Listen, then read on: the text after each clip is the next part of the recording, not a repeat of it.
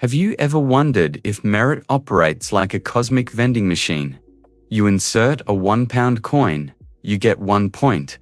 You insert £100, you get 100 points. By that logic, if you drop $1 million into the slot, you'd instantly be the billionaire of the spiritual realm. Hello, and a very warm welcome to The Logical Monk, episode of Ke-27 IMP Cop CM, your host. And today, we are going to debug a cognitive system error that many of us have undoubtedly encountered. We are talking about the architecture of generosity, or in Buddhist terms, Dāna. Many people operate on the assumption that giving is a simple matter of linear multiplication. The more wealth you donate, the more merit you acquire. While not entirely false, from a psychological and spiritual engineering perspective, this is a remarkably shallow calculation. Today, we are going to dissect the structural mechanics of giving. We will apply principles from chemical engineering and MBA business administration to understand why someone giving £10 can sometimes generate a higher ROI return on investment than someone giving £100,000. More importantly, we will identify the psychological contaminants that silently convert your merit into negative karma without you even realizing it. Let's dive into the data. In the corporate world, or basic mathematics, output is directly proportional to input. We invest more capital into stocks, we expect higher dividends. It is the fundamental logic we working professionals rely upon. But the operating system of karma, the law of action, does not render on a simple 2D axis. The Buddha was, in many ways, one of the world's first data scientists. He established an algorithm demonstrating that the yield of generosity does not rely solely on the capital injected. The most critical variable in the equation is what we might call the coefficient of intention. Let's look at the mathematics of this. In a linear world, you expect $output equals input times constant $. But in the framework of the mind, the equation looks more like this. $yield underscore merit equals capital times coefficient underscore intention $. If you donate £100 driven by a greedy expectation of a £1,000 return, your purity coefficient might drop to 0.1. Your total yield is merely 10. However, if you give £1 with the pure, unadulterated intention to alleviate someone's suffering, that coefficient might spike to 100. Your output drastically exceeds your input. This isn't just ancient philosophy. It is backed by modern behavioral science. Reference: Elizabeth Dunn and colleagues at the University of British Columbia 2008 published a seminal paper in Science on prosocial spending. Their research explicitly demonstrated that spending money on others significantly increases a person's happiness index. Crucially, however, the amount of money spent had almost no statistical significance compared to the feeling of involvement and the genuine intention behind the act. Therefore, setting our default metrics to more money always equals more merit is fundamentally measuring. The wrong KP is for spiritual growth. When we discuss generosity, 90% of people immediately think of bank transfers and donating goods. In Buddhist terminology, this is known as ami-sadhana material giving. However, in any MBA program, we are taught the importance of resource diversification. Human resources are not limited to financial capital. We possess immense reserves of intellectual capital and emotional capital. First, intellectual capital, mentoring a junior team member, sharing industry insights, or teaching a skill. This is the gift of knowledge, Dharma, Dāna. The second, emotional capital, fostering psychological safety, letting go of grudges, or forgiving a colleague when they make a catastrophic error.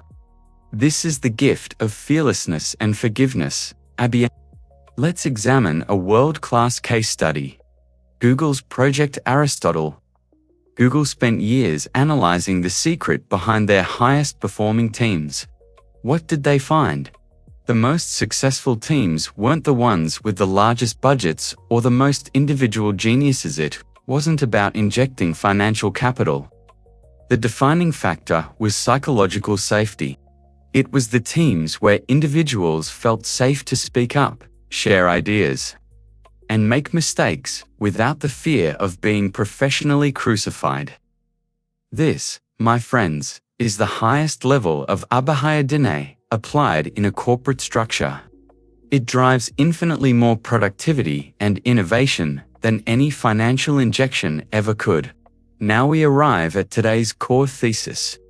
In chemical engineering, when we mix reactants in a reactor vessel to achieve a high-yield, pure product, the engineer's greatest fear isn't a lack of raw materials. The absolute worst-case scenario is a contaminant. Imagine you are a philanthropist. You generously donate £1 million to build a hospital wing, a massive injection of raw material. But as you sign the check, you glance over and see someone donating £20. A thought flashes through your mind. HMPH, what good is that going to do? They can't even compare to me.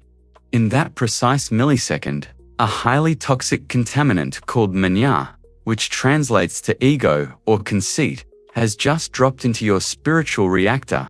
The chemical reaction in your mind alters instantaneously. Instead of a 100% pure yield, a toxic byproduct is formed: arrogance and contempt. That massive chunk of merit has just become merit contaminated by negative karma. Let me be perfectly clear, we are not judging those who give large amounts. Having vast resources and choosing to distribute them is spectacular and highly commendable. The element we need to optimize is the attitude during the manufacturing process. Never look down on someone else's input. You have no idea if that £20 is the absolute last £20 in their bank account. If it is, they haven't just given a small amount. They have invested 100% of their net worth. So, what is the correct dosage? How much should we give? Let's apply the principle of system optimization from industrial engineering. Every machine has an optimal operating point. If you run a server or a mechanical engine at over 100% capacity constantly, it will overheat, break down, and result in severe downtime. Generosity works on the exact same framework. The Buddha explicitly taught the principle of giving without harming oneself or others. If your giving causes you distress, forces you into debt, and completely destroys your personal cash flow, you are running a faulty system operation. The algorithm of goodness was never designed to crash its user. Optimized giving stays well within your risk appetite. It leaves your mind light and entirely free from post-transaction regret. Giving a lot is brilliant if you have a surplus. Giving a little is equally brilliant if it aligns perfectly with your current balance sheet. Generosity is not a competitive bidding war. It is an internal exercise in calibrating your mind to understand the concept of letting go, which, ironically, is the ultimate core of stress management in our modern era. Before we log off today, I want to bridge the concept of network effects in technology with Buddhist philosophy. In software engineering, we have the brilliant concept of open source. Developers worldwide collaborate on code. You don't need to write every single line yourself. You can simply fork a project or hit approve on the excellent work someone else has done. And suddenly, everyone benefits from better software. In Buddhism, we have a practice called mudita, sympathetic joy.